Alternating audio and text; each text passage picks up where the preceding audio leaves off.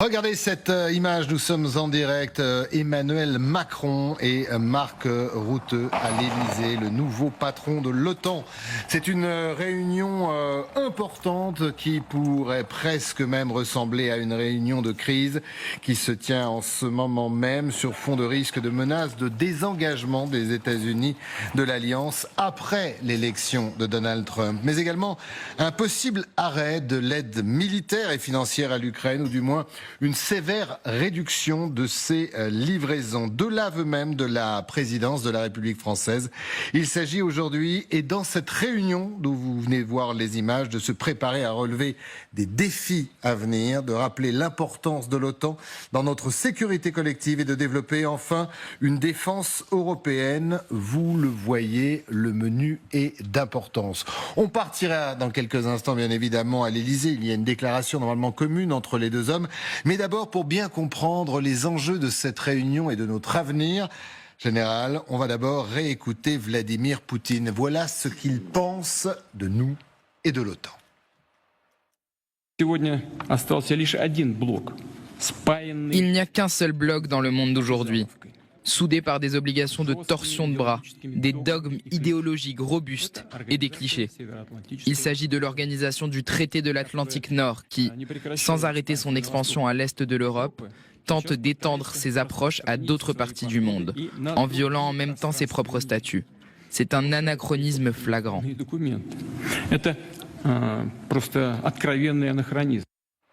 Général Palomero, je rappelle que vous êtes ancien commandeur suprême de l'OTAN. On le disait, cette réunion aujourd'hui pourrait ressembler à une réunion de crise, tellement la pression est importante. Une pression, on vient de l'entendre, de Moscou et des Russes, et puis une pression également parce que on est, Anne-Crasse le disait, en plein doute, en plein questionnement sur ce que va faire l'administration Trump. Oui, alors il faut rappeler peut-être pour spectateurs qui ne sont pas forcément familiers avec ce qu'est l'OTAN aujourd'hui, c'est que M. Rutte, donc, qui a été Premier ministre pendant 10 ans des Pays-Bas, a été nommé par le Conseil de l'Atlantique Nord. Ses actionnaires, en quelque sorte, ce sont les chefs d'État et de gouvernement des 32 pays de l'OTAN. Et c'est eux qui doivent lui donner consigne de faire progresser, de transformer l'OTAN pour qu'elle réponde aux défis du quotidien et aux défis de demain. On va écouter le président Emmanuel Macron et après le nouveau patron de l'OTAN, Mark Rutte. Compter surtout à la tête de l'OTAN à un moment important pour la relation transatlantique, pour l'Ukraine et pour l'Europe tout entière. Pour la sécurité de nos citoyens, il nous faut une Ukraine forte, une Europe forte et une alliance forte. Et au fond, ce triptyque est notre agenda collectif pour les mois et les années qui viennent. Une Ukraine forte d'abord, cela veut dire que le soutien à ce pays agressé par la Russie demeure une priorité absolue. Le déploiement récent de Nord-Coréens sur la ligne de front est une escalade grave et nous continuerons de plaider pour que l'OTAN et ses alliés apportent tout leur soutien à l'armée ukrainienne aussi longtemps qu'il le faudra. C'est l'unique voie vers des négociations. Et je veux être clair, le moment venu, rien ne devra se décider sur l'Ukraine sans les Ukrainiens, ni sur l'Europe sans les Européens. Une Europe forte, des années dans le cadre de l'Union européenne, cher Marc, mais que nous devons aussi bâtir et chercher dans le cadre de l'Alliance en construisant ce pilier européen de notre sécurité transatlantique. C'est aussi ce qui est attendu par l'administration américaine, à juste titre, des Européens au sein de l'Alliance. L'Europe a trop longtemps évité de porter le fardeau de sa propre sécurité et considéré qu'on pouvait, sans terme, en quelque sorte, recevoir les dividendes de la paix. Ça n'a jamais été le cas de la France. Je me réjouis que tous aujourd'hui soyons déterminés à dépenser plus. Les 2 lois de programmation militaire que nous sommes en train de terminer auront doublé le budget des armées. Mais au-delà de cela, c'est cet agenda d'autonomie stratégique européenne qui permet d'avoir plus d'argent, de bâtir des capacités, une autonomie des Européens et une capacité à coopérer au sein de l'Alliance avec nos alliés non européens.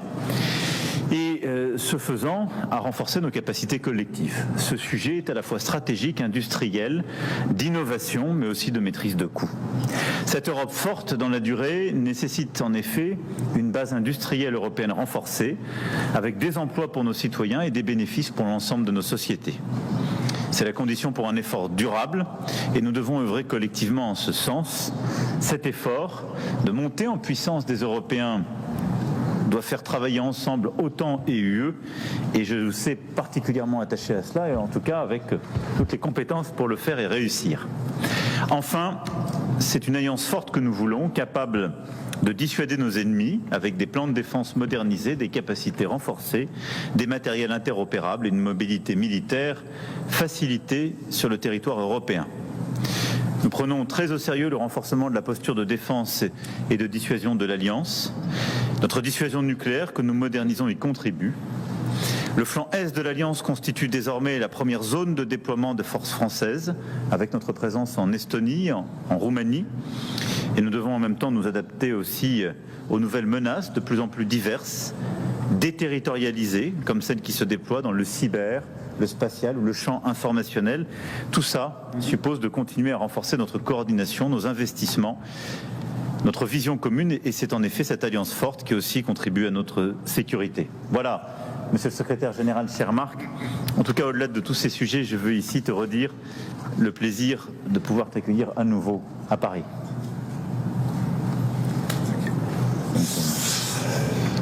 Monsieur le Président, cher Emmanuel.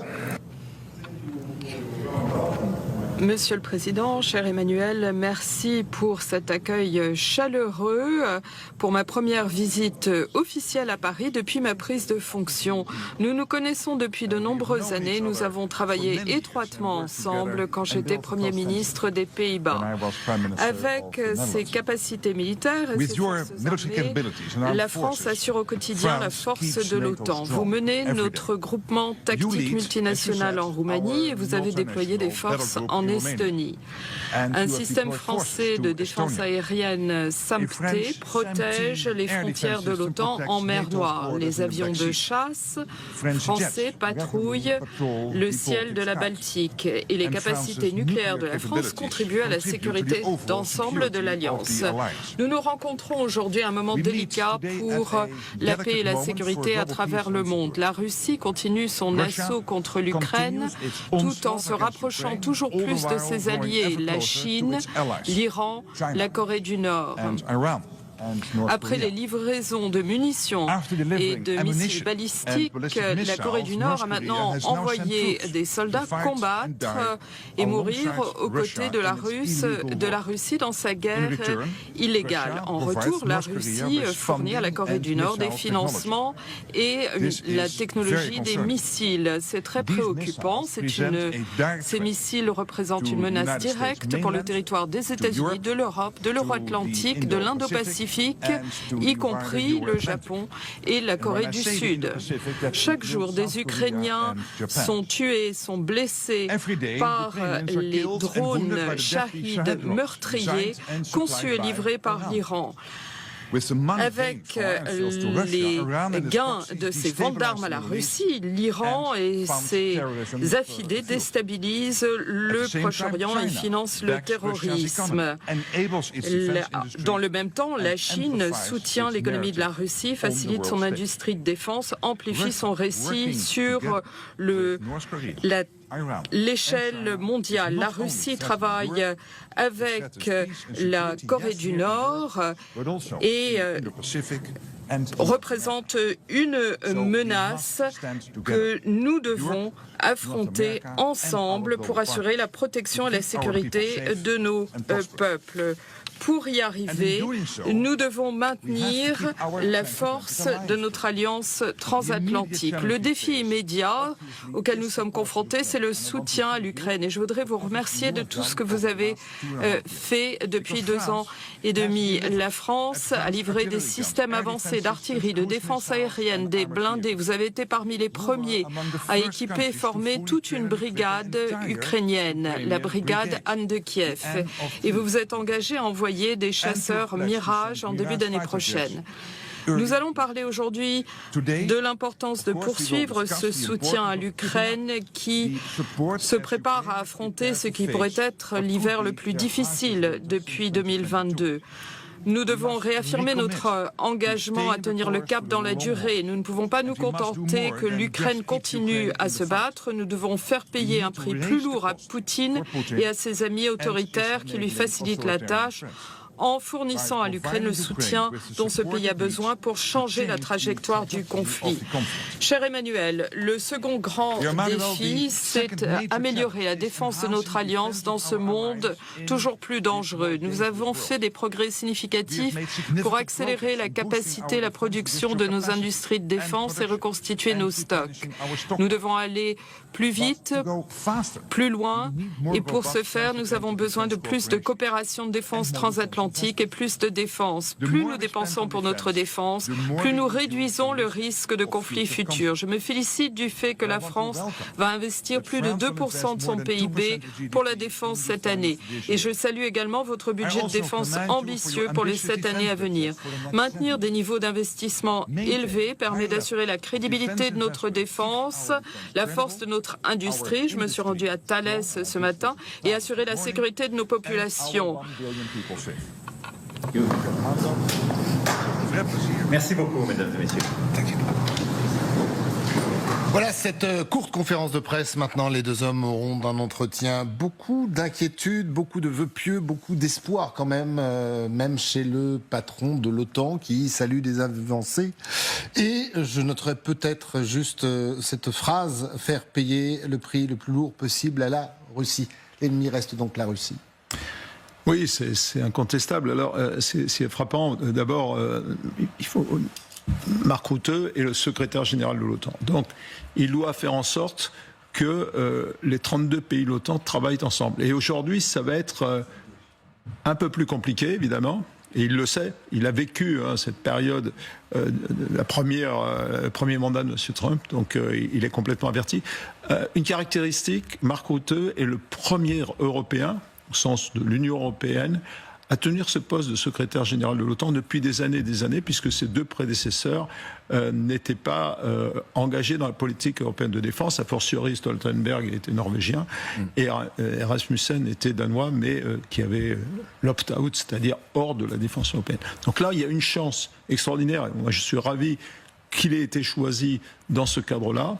Il a l'expérience, il sait ce que c'est que l'OTAN, il sait ce que c'est que l'Union européenne, il y a contribué manifestement. Son pays est à la fois proche des États-Unis, assez proche des États-Unis et proche de la Grande-Bretagne, ça c'est aussi un lien, et il vient de manifester très clairement son soutien en tant que secrétaire général de l'OTAN à l'Ukraine. C'est un point fort.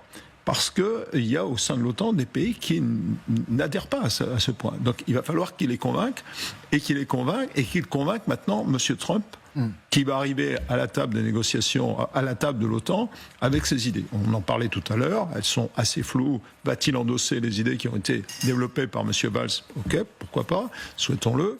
Mais ce qui est certain, c'est que le dernier point, on va voir enfin, je le pense, je l'espère, le développement de ce véritable pilier européen sans qu'il y ait obstacle de la part du secrétaire général de l'OTAN, qui jusqu'à présent n'était pas convaincu que c'était la bonne voie. Là, on a une opportunité. Il ne faut pas la rater. Il ne faut pas la rater pour l'évolution de l'OTAN, pour les liens entre l'OTAN et l'Union européenne. 23 pays sur 32, faut-il le rappeler, 23 pays de l'Union européenne font partie de l'OTAN. C'est une majorité qualifiée pour le moins. Et dans le soutien à l'Ukraine.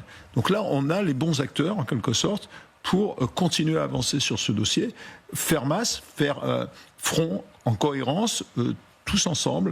Et je pense que c'est un bon message qui est donné à la fois aux pays de l'OTAN, à la fois à M. Zelensky, et un message aussi que M. Poutine va entendre. On y revient.